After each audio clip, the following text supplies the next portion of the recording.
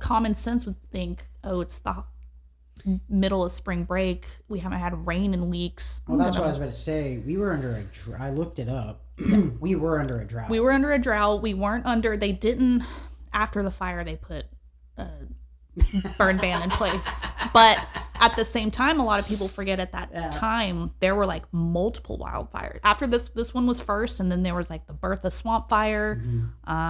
There were a couple other ones. But, I know you didn't do this on purpose, but like I said, we don't want like to draw out a civil lawsuit. We don't want him to like pay for what happened to our house, but like someone has to be held accountable. The common sense behind most of this though is also the other factor that people have to think about too, because like I know, like I said, growing up, starting fires out in the woods, going camping or whatever,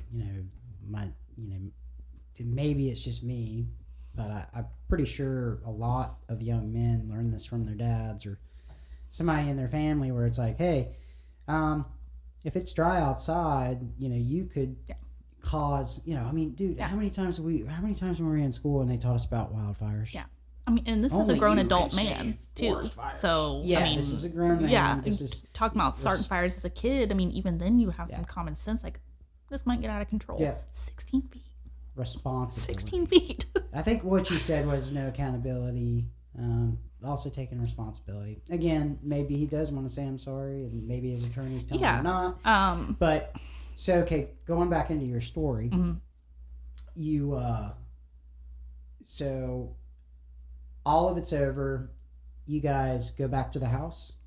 Yeah, a couple days later. I think we could have gone back sooner, but I had to mentally prepare myself because we hadn't been back. You guys had saved, from what I read, you guys had saved for years to be able to purchase a home. Yeah, my husband and I, we lived in St. Andrews. We rented a house there for years. I met Rick, and Rick is to put it in perspective for the listeners, Rick, because I've only met him a handful of times, but the past 3 times that we've talked, it's been about finances.